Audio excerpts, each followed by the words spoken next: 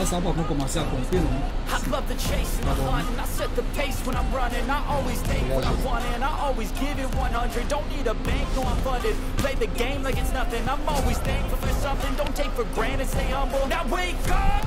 It's time to look at the enemy. Look in the mirror if he is no friend to me. It's not working out, maybe it's the chemistry. It's time to break up so I can make a better me. Better believe in your mind, cause it's everything.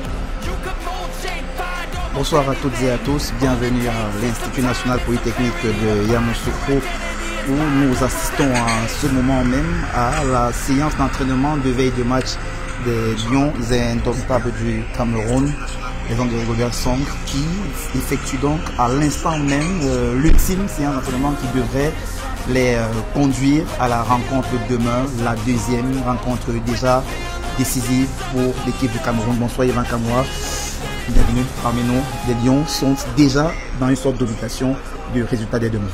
Les challenges Denis cool. Effectivement, c'est un match déjà pratiquement culturel qui s'annonce demain face au Sénégal pour Rigobert Song et ses hommes.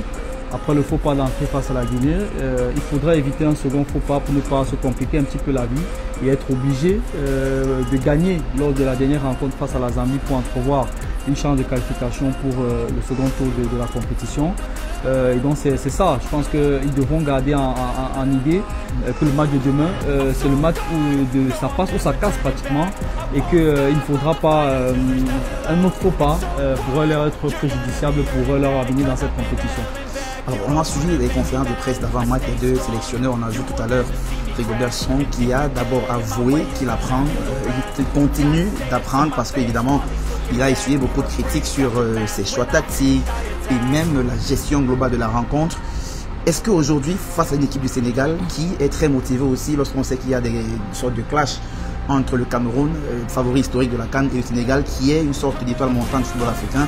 Est-ce qu'aujourd'hui, Rigobert Song a les armes, évidemment, pour pouvoir rivaliser contre cette équipe du Sénégal?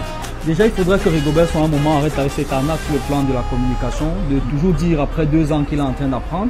Nous sommes d'accord que la vie est un éternel apprentissage, mais lorsque vous êtes à la tête d'une équipe comme celle du Cameroun, vous n'êtes pas là pour toute la vie, vous êtes là pour un moment et à partir de 24 mois, 23, 24 mois déjà, vous pouvez plus continuer à dire que vous êtes en train d'apprendre. On doit pouvoir commencer, autant c'est lui qui disait au début de son mandat qu'il faut du temps. Je pense que 2 ans c'est largement suffisant pour un entraîneur qui a de la matière, qui a de la répartie et qui sait vers là où il veut mener son équipe pour pouvoir commencer à laisser déjà entrevoir le squelette de quelque chose de positif. Mais malheureusement, pour Rigobert Song, jusqu'ici, on constate que même sur le premier match, il a tatillonné. Regardez par exemple en conférence de presse tout à l'heure, il dit demain tout le monde sera à son poste. Pour moi, c'est une communication qui me gêne. On a l'impression que sur le premier match, il ne savait pas quel joueur joue à quel poste et que c'est sur ce match-là qu'il a découvert le poste des joueurs qu'il a lui-même sélectionné. Donc moi, ça me pose un problème. Maintenant, sur la deuxième partie de ta question, oui, le Sénégal, clairement, sur les 5-6 dernières années... On va légèrement te couper, Yvan, juste pour vous dire à l'instant, amis internautes, que vous pouvez l'apercevoir. C'est le capitaine des Lions indomptables du Cameroun, Vincent Aboubakar, qui s'entraîne à l'écart. C'est la première grosse information de cette séance d'entraînement. Aboubakar qui, ce n'est même pas du footing qu'il est en train de faire. Il fait de la marche simplement aux abords de la pelouse. C'est dire qu'à quel point la situation de sa cuisse pourrait être davantage complexe. On laisse poursuivre votre analyse, Yvan. Oui, par rapport au Sénégal, je disais c'est une équipe qui, sur les 5-6 dernières années, est en constante progression. Aliou Cissé, par contre, contrairement à Rigobert Song, a réussi à bâtir une véritable équipe. Et quand tu la vois évoluer, cette équipe du Sénégal, tu sens que c'est une équipe qui vit bien en groupe. Pour reprendre les mots du président de la Fédération camerounaise de football, c'est un groupe qui est humainement bon. Et sur le terrain, ça transparaît. De l'avis d'ailleurs de pratiquement tous les bookmakers, le Sénégal est le principal favori de cette édition de la CAN et ce n'est pas pour rien. C'est dû non seulement au fait qu'ils sont tenants du titre, mais que depuis le titre en 2022 du côté du Cameroun, c'est une équipe qui n'a pas baissé en termes de niveau. Au contraire, on a plutôt l'impression qu'elle s'est améliorée. Et donc dans cette guerre à distance entre le Cameroun et le Sénégal, ça va faire partie des enjeux du match. Le Sénégal en cas de défaite ne va pas compromettre ses chances de qualification pour le second tour, ce qui sera le cas du Cameroun. En revanche, le Sénégal pourrait d'ores et déjà composter son ticket qualificatif sur ce match-là et s'assurer la première place. C'est dit que c'est une équipe des Lions de la Teranga qui va arriver dans cette rencontre-là, Ragaya a dit, qui aura sans doute à cœur d'en découdre, surtout qu'il reste une bonne dynamique par rapport à l'historique des confrontations entre les deux équipes, étant donné que la dernière opposition du côté de la France en novembre dernier a penché en faveur des Lions de la Teranga. Après, Côté Cameroun, on sait quand même que c'est une équipe qui est capable du pire, comme ça a été le cas du premier match, comme du meilleur. Et donc, on ne sait pas comme véritablement. Ça pourrait être le cas demain, le meilleur. Voilà, exactement. Donc, on ne sait pas véritablement dans quelle configuration, dans quelle posture, état psychologique les Lions arriveront demain. Mais je pense que ce match-là se jouera beaucoup plus sur le plan mental, parce qu'en termes d'attitude, il y a beaucoup de choses qui ont été mauvaises sur le premier match. Et moi, j'insiste sur l'attitude parce que la psychologie étant un des facteurs primordiaux de la performance en sport, généralement sur le plan technique, physique, tactique, les équipes se valent. Et là où certaines équipes réussissent parfois à faire la différence au niveau de la force mentale. Donc j'espère que Rigobert Song et ses hommes vont pouvoir faire montre de cette force mentale là demain pour pouvoir mettre toutes les chances de leur côté et pourquoi pas à la fin de la journée sourire avec une victoire en poche et une qualification déjà presque acquise pour le second tour. Vous parlez d'espérance au niveau de la force mentale, c'est-à-dire que quelque part il y a une sorte de doute dans votre esprit sur la capacité de cette équipe-là à avoir effectivement cette force mentale qui a été souvent dans le passé ou alors par le passé la principale caractéristique des sélections nationales du Cameroun. On l'a vu un peu lors de ce match contre la Guinée que ça manquait un peu de personnalité côté indomptable, ça manquait de véritable leadership, ça manquait de véritable hargne, ça manquait de véritable émelet, comme on a souvent coutume de le dire. Est-ce que face au Sénégal, des joueurs vont se transformer? Est-ce qu'ils peuvent se transformer? Est-ce qu'ils peuvent devenir de véritables leaders sur le terrain et offrir aux Camerounais une sorte de surtout d'orgueil? Je pense qu'ils n'ont pas d'autre choix que de procéder ainsi. Sur le premier match, par exemple, on a vu beaucoup de défaillances de Rigobert Song et son staff, déjà dans le choix des hommes qui devaient démarrer cette rencontre-là, mais même dans la gestion de la rencontre, on a senti que c'est un staff qui est passé à côté de son match. Sur le terrain également, certains joueurs que je considère comme étant des cadres, les Ambouanguissa, les Fabrice Ondoa, Katoko et Kambi, qui ont été titulaires sur le premier match, à mon avis, n'ont pas suffisamment pris leurs responsabilités face à une équipe qui a joué pendant 55 minutes à 10 contre 11. À un certain moment, quand vous êtes un cadre de l'équipe, vous devez pouvoir sonner quelque part le tocsin de la révolte, prendre vos responsabilités et quelque part sublimer vos jeunes partenaires qui n'ont pas la même expérience que vous, qui n'ont pas le même vécu dans l'équipe ou en compétition internationale que vous, et donc être le wagon principal qui va tirer les autres vers le chemin de la performance. Sur le premier match, je n'ai pas vu ça. Il est impératif de retrouver ces clichés-là, ces facteurs-là sur le deuxième match, parce qu'on pourra difficilement s'en sortir sur ce match-là si on ne réussit pas à faire la conjugaison de tous ces éléments-là, parce qu'en face, c'est un véritable homme du football africain qui se dresse face à nous. On parlait tout à l'heure de Vincent Aboubakar, revenons à ce sujet-là. On l'a vu, on est en train de voir actuellement, il est en train de faire de la marche. On a suivi Rigobert Song hier, non, c'était plutôt avant-hier, non, c'était dans une après le match, voilà, après le match, dans une vidéo, tout à fait, et même encore aujourd'hui en conférence de presse, il a avoué quelque part que Vincent Aboubakar se remettait et qu'il avait même d'ailleurs participé à un entraînement hier, c'était un entraînement à huis clos. Et là, on le voit, le capitaine des Lions indomptables, à la veille du deuxième match de la CAN, qui ne peut pas courir, qui simplement marche. Est-ce qu'on n'est pas là en plein, définitivement, dans une sorte d'arnaque, comme vous le décrivez tout à l'heure, au niveau de la communication, dans le staff technique des Lions? Et pour vous qui maîtrisez quand même le football de haut niveau, est-ce qu'un joueur qui marche à ce nombre de jours de la compétition déjà, est-ce que c'est de bon augure pour la suite de la compétition? Est-ce qu'on peut se dire qu'il y a des chances de le récupérer véritablement dans la suite, peut-être d'ici le prochain match après celui du Sénégal? Non, je pense qu'il ne faut pas se leurrer. Vincent ne peut pas être prêt déjà pour le match de demain. Et même pour un éventuel, même pour le troisième match, je pense que il sera pas totalement remis. De certaines informations qu'on a données au sein de la tanière, il serait atteint d'une lésion musculaire de premier grade qui nécessite minimum 2 semaines d'arrêt avant d'entrevoir un possible retour, parce que le match, on peut considérer que la marche qu'il est en train de faire, c'est prendre part à la séance d'entraînement, mais il n'est pas en train véritablement de s'entraîner, parce que l'intensité d'une séance d'entraînement, il ne peut pas la voir. Parce qu'apraprès, ça risque de lâcher encore sur le plan musculaire. Donc il faudrait pas que, je pense que la fédération et le staff, en maintenant Vincent Aboubakar, si ça avait été un autre joueur, j'aurais parié qu'il aurait changé au début de la compétition. Mais on sait que Vincent Aboubakar aujourd'hui est un symbole, c'est un des dépositaires de l'âme de cette équipe. Ça a été notre joueur le plus performant sur la dernière Coupe d'Afrique des Nations et même sur la dernière Coupe du Monde. 2 buts, une passe décisive.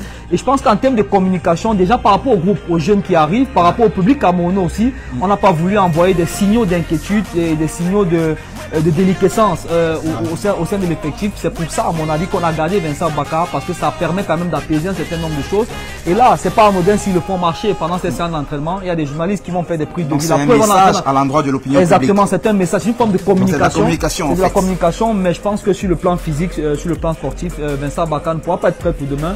Et même pour le troisième face à la Gambie, moi je ne le vois pas pouvoir jouer ce match. Il y a un autre joueur, ami internaute, et mon cher Yvan, qui lui aussi a montré des signes d'inquiétude juste à l'issue de la rencontre rencontre face à la Guinée, c'est Christopher Wu. Tout à l'heure, il était avec l'ensemble du groupe.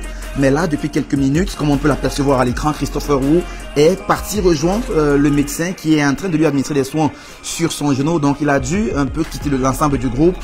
Christopher Wu, incertain si cette inquiétude arrivait à se confirmer demain avec une absence. Est-ce que ce serait une inquiétude ou alors une situation inquiétante pour les Lions indomptables du Cameroun? Il fait partie des joueurs qui ont régulièrement été titulaires depuis au moins la Coupe du Monde. D'ailleurs, on va en faire un cadre, la défense centrale. Au Qatar.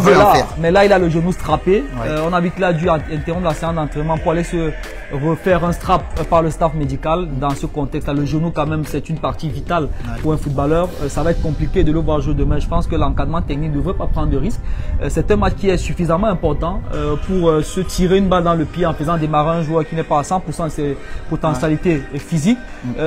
Donc je pense qu'il gagnerait à faire jouer ceux qui sont capables sur le plan physique de pouvoir être à 100%, de pouvoir répondre à les duels. On sait qu'un défenseur central, il est constamment au duel, il est constamment dans l'impact. D'ailleurs, la blessure au genou qui contraste, c'est sur un duel. C'est sur un duel. Donc là, sur le but que les Lions concèdent. Voilà, ça va être compliqué quand on sait en face qu'il aura l'armada offensive du Sénégal qu'on connaît. Ça va aller au charbon et donc il ne pourra pas être suffisamment sur ses appuis pour pouvoir répondre présent dans un secteur de jeu dont une erreur peut directement conduire, peut mettre fatal, ça va être compliqué. Donc, étant donné la situation, là, il est en train de se faire frapper le dessous du genou. Je pense que ça va être compliqué et le staff technique, à mon avis, gagnerait à ne prendre aucun risque avec lui pour demain et mettre ceux qui sont à 100% de leur potentialité. Faire revenir par exemple Castelletto dans l'axe. C'est la question que je m'apprête à vous poser. Quelles sont les solutions qui pourraient donc s'offrir à Rigobert Song et Sébastien Millet pour suppléer à Christopher Wu? Je pense que quand on regarde ce que Rigobert Song a fait ces derniers temps, il y a deux possibilités qui s'offrent à lui. La première, puisqu'il a lui-même dit aujourd'hui en conférence de presse, chaque joueur évoluera à son poste. Donc ça va de soi que Castelletto va naturellement reprendre sa place dans l'axe. À côté de qui, moi je pencherais pour Moukoudi qui me semble être beaucoup plus intéressant que Ouba Gonzalez par exemple. Mais après on l'a vu en difficulté, en situation de poursuite souvent face à des Guinéens plus véloces, plus rapides, plus rapides surtout. On sait que la dextérité sur le plan physique, ce n'est pas forcément le fort de Moukoudi qui a d'autres qualités. Un grand gabarit. Voilà, et donc en termes de complémentarité, Castelletto qui lui est plus vif, ça peut se compléter. Moi je pense que c'est la paire idéale dans le cas où on évolue avec une défense à 4. À côté de ça, on a vu Rigobert sont testés régulièrement sur les derniers matchs la défense à 3. Donc c'est une autre possibilité qui s'offre aussi à lui. Maintenant, il faudra choisir les hommes. Mais ça va de soi que je pense que Moukoudi, Castelletto, ce sera la défense qui jouera demain. On va aller dans un schéma, à mon avis, qui me semble être un schéma simple, dans un 4-3-3 ou un 4-4-2. Parce qu'aller tester un schéma comme le 3-5-2 ou le 3-4-3, qui est un schéma en termes voilà, qui donne une certaine maturité, une certaine autonomie des joueurs qui animent le système. Ça peut s'avérer suicidaire face à une équipe comme le Sénégal. Et donc une défense à 4 à plat, avec pourquoi pas Castelletto qui reprend sa place de droit dans l'axe de la défense aux côtés d'Harold Moukoudi. Alors, puisqu'on parle des joueurs qui pourraient être alignés dans ce match de demain, rentrons un peu, reculons d'un cran et rentrons dans les buts. Est-ce que tu comprends le débat sur l'éventuelle titularisation ou non d'André Onana? Non, pour moi, il n'y a pas de débat. Pour moi, il n'y a pas de débat, c'est clairement le meilleur à ce poste. Je pense que dans cette équipe, c'est pas pour manquer de respect à ces challengers. Il y a un passif, il y a un contexte. Oui, il y a un contexte, c'est vrai. Mais aujourd'hui, la logique voudrait qu'on aligne les joueurs qui sont performants. En plus, André a ceci de particulier. À une certaine époque, on avait des joueurs comme Samuel Eto'o qui avait ça, c'est-à-dire qu'il a une certaine aura. Quand l'adversaire voit dans les buts, c'est André Onana qui joue quand même à Manchester United, qui joue les plus grandes compétitions, qui est dans le top 3, top 4 des meilleurs gardiens du monde. Ça représente quelque chose. Et lors du premier match, dans une analyse quelque part, j'ai relevé un fait. Fabrice, son déficit de jeu au pied nous pose problème. Et on l'a vu contre la Guinée. Face à une équipe qui joue bas, vous avez besoin d'un gardien qui soit capable d'avancer un peu dans le terrain pour pousser le bloc et qui soit capable sur les transitions offensives, avec son coup de pied, sa qualité technique, de faire une relance longue, trouver directement un attaquant devant et sauter les lignes. Oh, avec Fabrice, c'est pas possible. Oh, André, non seulement il nous offre cette assurance-là sur le plan technique, sur le plan qualitatif, pour moi, il est meilleur. Et en termes d'aura, il a quand même quelque chose qui dégage, qui est capable de sublimer ses autres parties. Je parlais de sublimation tout à l'heure. Lui, par contre, il est capable d'apporter ce supplément d'âme-là à ses autres coéquipiers. Donc, pour moi, étant donné qu'il a passé 4 jours dans la tanière, il n'y a pas de débat pour moi à faire entre Fabrice Ondoa et André Onana. Si peut-être on avait gagné le premier match, encore que là, ça aurait été discutable, on aurait pu poser le débat sur la table, mais là, pour moi, il n'y a absolument aucun débat. Est-ce que c'est lié au résultat ou alors c'est lié à la capacité intrinsèque de chacun des deux gardiens? Non, le résultat, pas au résultat. C'est surtout lié à la capacité, au potentiel des deux gardiens et les éléments que je venais d'évoquer. Et si on parle d'un passé récent, on en a quand même le gardien qui a été régulièrement titulaire sur les deux compétitions que le Cameroun a joué ces derniers temps. Et donc, en tant que tel, pour moi, comme je l'ai dit, il n'y a pas de débat possible à ce niveau-là. Mominga Maleu qui n'a pas été aligné comme titulaire la dernière fois. On a vu Franck Mavé qui a été préféré sur un flanc et de l'autre côté c'était Georges Kevin Kodo et Karl Toko Ekambi à la pointe de l'attaque. On est d'accord là-dessus, les internautes avec nous aussi, que c'était pas les meilleurs choix forcément. Peut-être pas au niveau des hommes, mais au niveau de leur disposition. Est-ce que demain, Rigobert Song, oui, il a produit des changements, certainement sur cette ligne d'attaque. Demain, comment est-ce que vous la voyez, cette ligne d'attaque des Lions indomptables du Cameroun? Je pense que Marie reprendra sa place dans l'axe. On a déjà vu que le but qu'il marque, il le marque de quelle position? Dans l'axe. Vous ne pouvez pas prendre un attaquant qui est purement axial. Sur un match comme celui-là, décider de l'aligner sur le côté parce que c'est contre-productif, parce qu'il n'a pas les prédispositions qui lui permettent de jouer à ce poste-là. Et vous avez un Toko Ekambi qui lui, par contre, peut jouer à ce poste, mais vous l'avez mis dans l'axe. Donc je pense que demain, c'est pas sûr pour moi, je m'avance un peu dans les pronostics que Toko soit titulaire, mais je pense qu'on va décider de garder la dynamique quand même pour Franck Marie qui a été buteur. Et je pense que c'est lui qui est parti pour occuper le flanc le front de l'attaque en pointe de main. Et au milieu de terrain pour sortir définitivement, on reconduit le trio Kemen, Cham et Franck Zambo Anguissa, ou alors on met Neyou à la place. Non, moi justement c'est ce que j'allais dire, moi je remettrais Neyou. Parce qu'Olivier Kemen l'utiliser devant la défense, pour moi, ça réduit un peu ce qu'il est capable d'apporter à cette équipe. Je pense qu'en demi-défensif, aux côtés de Zambo Anguissa, un peu positionné un peu plus haut sur le terrain, il est capable, il a ces qualités techniques là qui peuvent lui permettre de donner la dernière passe, de tirer. Et c'est un joueur qui sait jouer entre les lignes dans les intervalles. Et Neyou, on voit qu'il est beaucoup plus à l'aise en sentinelle, en pointe basse devant la défense sur les sorties de balle. Donc moi je parierais sur un milieu à 3. Dans le cas où on est dans cette configuration là, Yvan Neyou pour moi doit faire son retour parce que Cham sur le premier match, c'est un joueur que j'aime, mais sur le premier match, honnêtement, il a été très en deçà. Alors je pense qu'on est appelé à libérer les lieux parce que les 15 minutes réservées à la presse viennent juste de se terminer. On ne va pas trop insister, amis internautes. On se retrouve certainement ce soir pour un nouveau direct sur CFoot.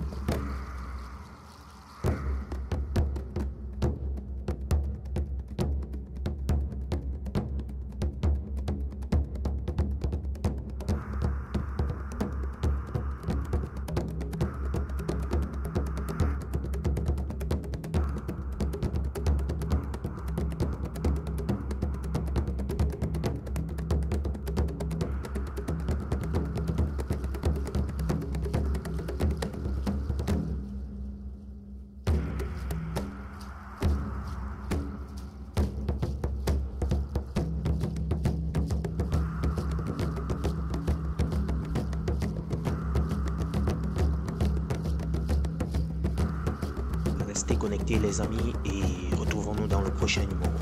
Et surtout, n'oubliez pas de vous abonner et d'activer la cloche de notification pour ne pas louper les prochaines publications d'informations sportives et aussi pour nous permettre de faire grandir le canal et d'avoir un très bon référencement. À bientôt les amis.